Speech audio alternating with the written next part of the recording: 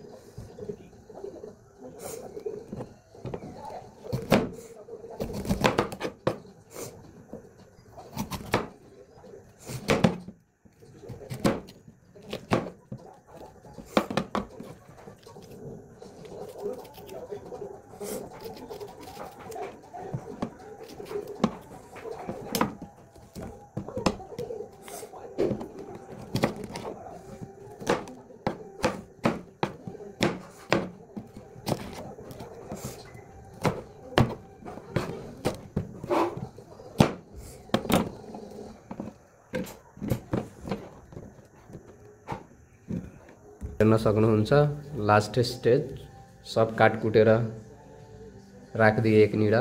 अब गीत पनि हेर्न सक्नु भइरहेछ। हिँड्नु अब माथि जामला बनाउन है।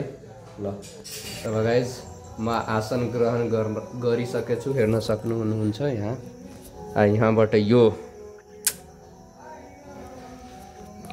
त्यसको लागि पनि त्यहाँ अर्को रुममा राखिदिएको छ। यहाँ हेर्नुहोस् मसला ठिक छ।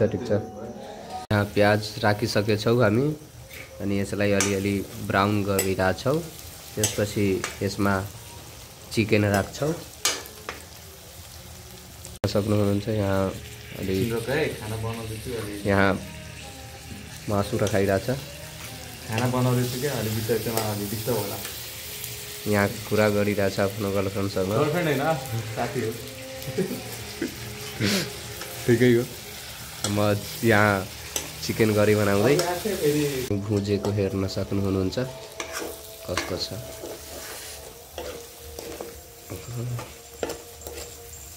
भाइ ग्रेभी खान्छौ? ग्रेभी भुजेको पनि निस्काइदिउँ, पर्दैन होइन?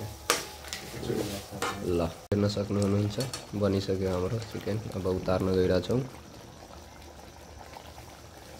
लगाइछु अब एकछिनमा त्यहाँ मेगिनेट भएको छ, चिकन चिल्ली बन्छ। हेर्न सक्नुहुन्छ प्यान उनाइसक्यो। यो चिकन चिल्लीको मास्टर यो छ। ल यसलाई उतारौँ। अब चाहिँ चिकन चिल्लीको प्रोसेस सुरु हुँदैछ होइन? थर्ड टाइम हो भाइ। थर्ड टाइम पार्ट 3 रेसिपी वालाको। हजुर कि पार्ट 4 हो? 3 हो। 3 स्यान्डविच वाला थियो नि एउटा। न त त्यो स्यान्डविचै ब्लग हो, यो कुकिङ ब्लग 3 हुन्छ यो। हेर्न सक्नुहुन्छ यसमा मासुहरू यसमा राख्ने मासु राख्दै म्यारिनेट गरेको मासुहरू यसमा मैले राख्थेँ अनि रोस्ट बनाउने यस्तो पहिला सबैतिर पाएन नचाहेर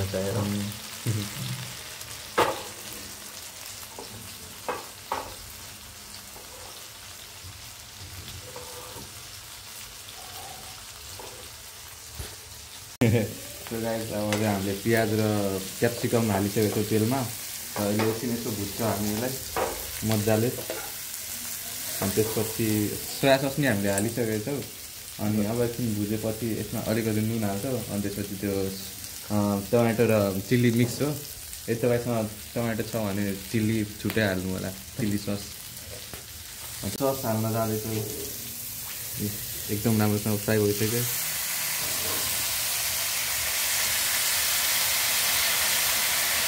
यति ससले हुन्छ यो ससलाई नि एकछिन तताउने त्यसपछि यो फ्राई गरेको मासु चाहिँ यसमा हाल्ने हामी ल तताउ भाइ तताउ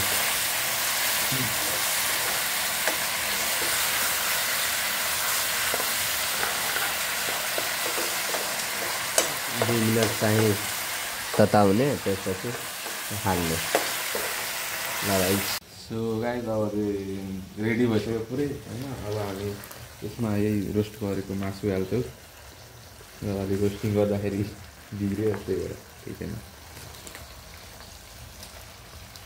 हामी एचएम छैन भाइ हामी बायोलोजी स्टुडेन्ट हौ भाइलाई यही मिक्स गरिदिनु मात्रै हो त्यसपछि सक्यो काम केही छैन अब